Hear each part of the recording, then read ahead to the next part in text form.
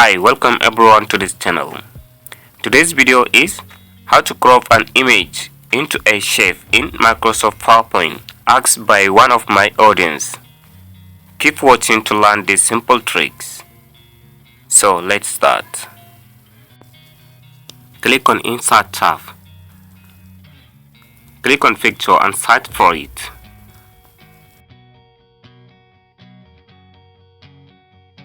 Once the image appears on your slides, click it and select the Format Picture tab.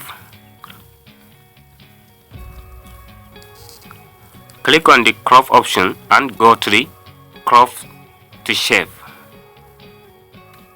The selected shape will mark your image. Hope you guys learned these simple tricks. You can share it with your friends through your social media. And don't forget to subscribe to see more of upcoming uploads. Bye bye.